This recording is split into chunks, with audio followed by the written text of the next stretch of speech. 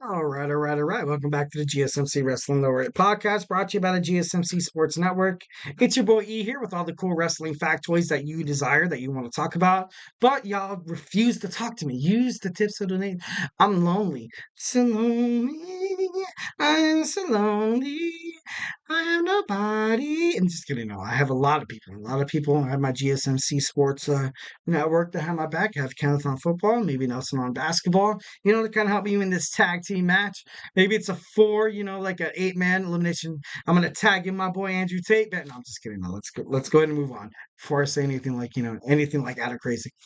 But so let's focus on our Thursday night superstar spotlight. But just to kind of reiterate what we talked about our AEW Dynamite preview. We also talked about a Thursday Night Wrestling review. We talked about Impact Wrestling's Under Siege. And we talked about how the NWA is, trying to get back into the fray of professional wrestling. Hopefully they do it, because whenever there's more successful wrestling promotions, you can always count on the mainstream wrestling promotions like WWE, AEW, Ring of Honor to kind of step up their game a little bit. So, obviously love that. Should be pretty badass to kind of talk about.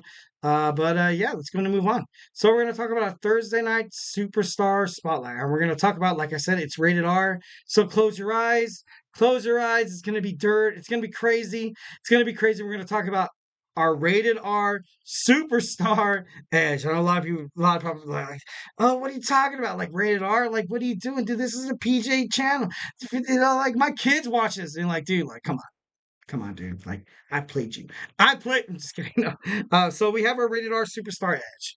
And I didn't pick Edge just randomly, but he was seen in it. Well, let's just move on into it. So Adam Copeland is absolutely killing it in AEW. He defeated Brody King last night on AEW Dynamite. He also gave Kyle O'Reilly a shot at the TNT Championship moving forward. But To be honest, it's kind of crazy. It's kind of crazy because as soon as he got cleared to wrestle, he was retired for about 10 years.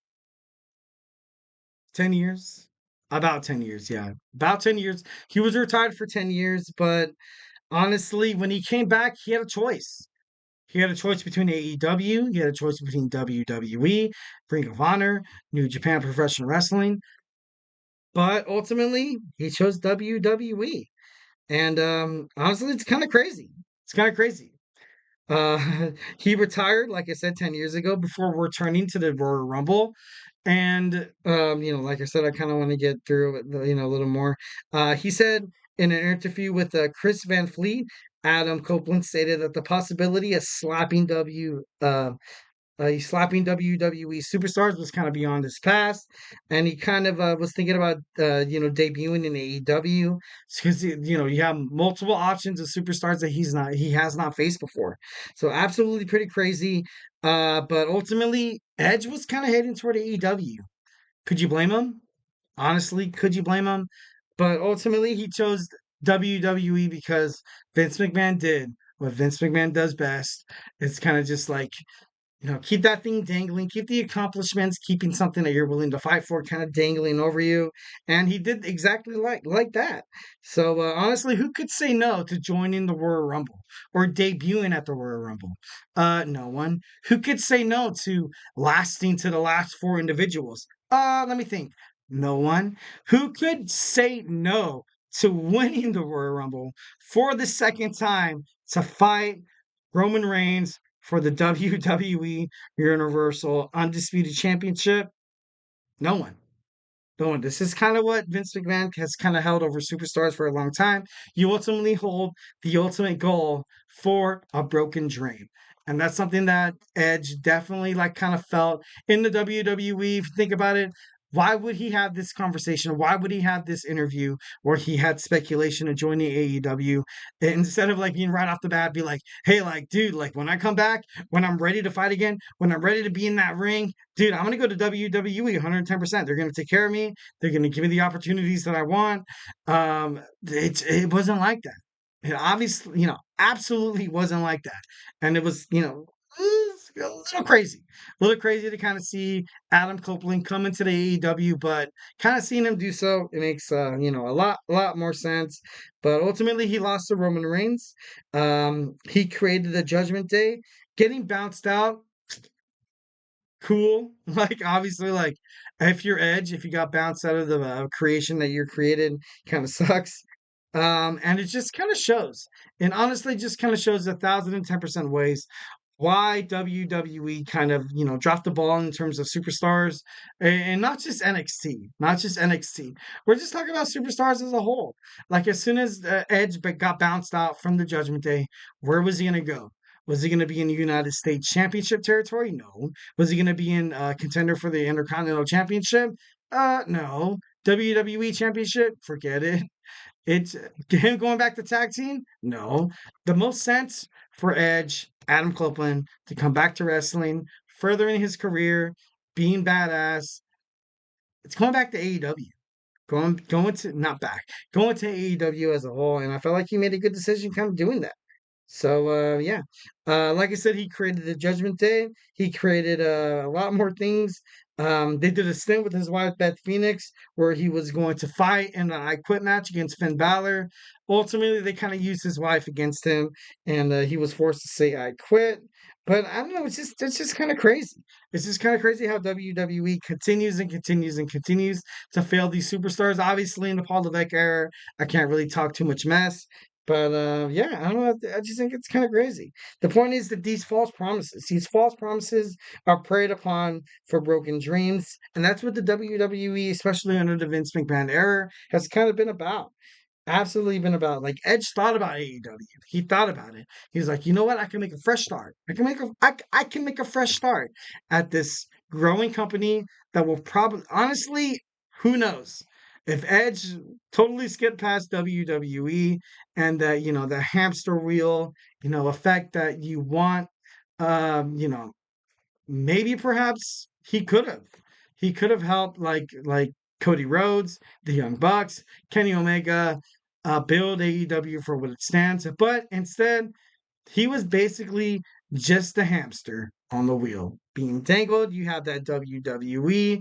Vince McMahon was like, yeah, you know what, Edge, you're going to win the Royal Rumble. You're going to fight Roman Reigns at the main event. And Edge is like, yeah, yeah. And then Vince McMahon's at the end. He's like, you know what, but you're going to lose, dude. You're going to lose. Don't be mad at the hamster. Don't be mad at yourself. I'm just kidding. No. No, but like honestly, it's legible and it's crazy. It's crazy to see that Edge, he had a chance to join AEW, obviously didn't, but yeah. I kind of wish he would have. I kind of wish he would have joined AEW from the get-go, but hey, I'm just a man. I'm just a man. Ed said, and I quote, I feel like I've done everything in WWE. I've worked with people I want to work with. I've I've been allowed at AEW. I've been with the roster. I looked at the roster.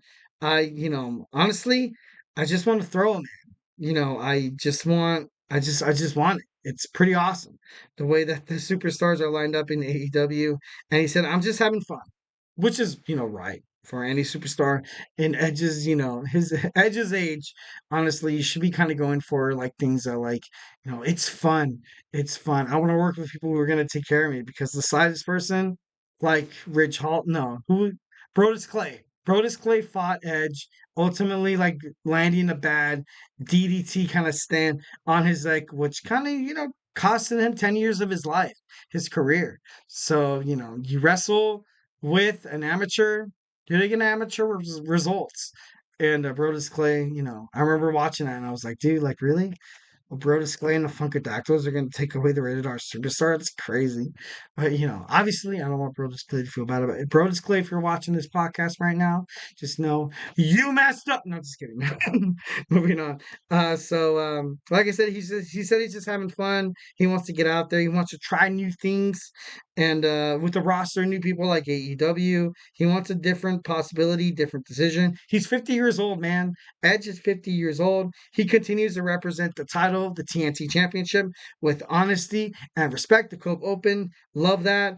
Admiral Copeland was born October 30th of 1973. He wrestled with Christian Cage under the name Dark Striker in WCW. In 1998, he made his WWF debut. In 1999, he formed a tag team with Christian. He's a seven-time tag team title winner. He's won a total of 31 championships in WWE. That's pretty damn impressive. WWE Championship, World Heavyweight Champion, United States, King of the Ring, yada, Money in the Bank, two-time. This guy has done it all. This honestly, Edge is definitely one of the best WWE superstars of all time. Absolutely honored to have him on my Thursday night superstar spotlight. But yeah, he was born in Orangeville, Ontario, Canada. Love that. Absolutely love that. Hope you guys loved my show. If you didn't, I have two words for you. Watch it again. I'm just kidding. I think that's three words. No, just kidding. But ultimately, guys, it's time for me to say goodbye. Definitely love chatting with you guys. Also, like in terms of wrestling, make sure you guys watch SmackDown tomorrow. I know SmackDown's going to happen 8 p.m.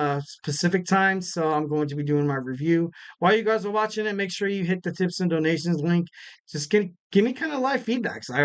We can hit down some breaking news. Don't be too shy. Talk to me. I love to talk to you guys. I've always feel like I want to talk to you. All right. So, yeah, like I said before, don't you guys do anything. Don't you go breaking my heart. No matter. I'm just kidding. I'm done singing. I'm done. Like I said, I want to have an episode that just solely has like karaoke. Maybe I can start singing and you guys can start singing and like we can like, kind of shift focus. I'm just kidding. Imagine a singing podcast. Do we have a singing podcast? It starts right now.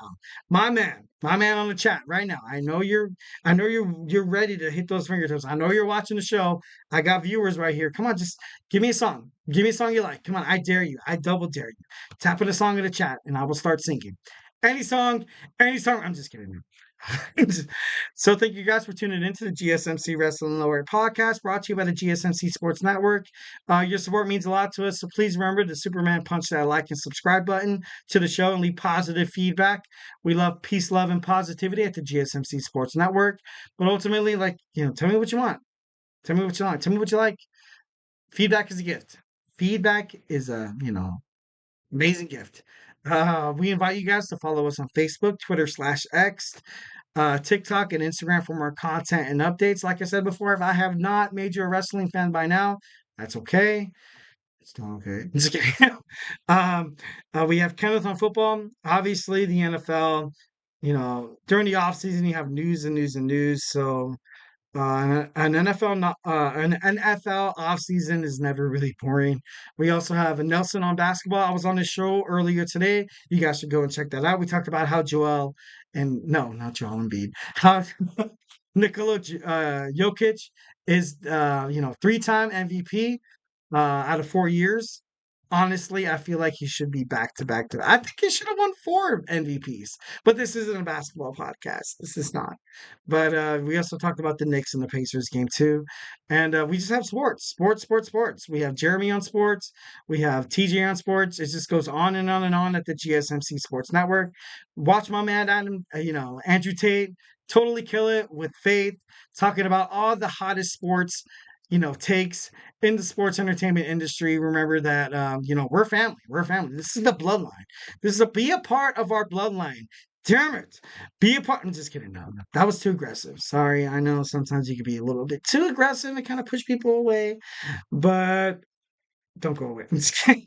Like I said before, love you guys. Absolutely 110%. Thank you once again for watching my show. And hey, have a phenomenal day.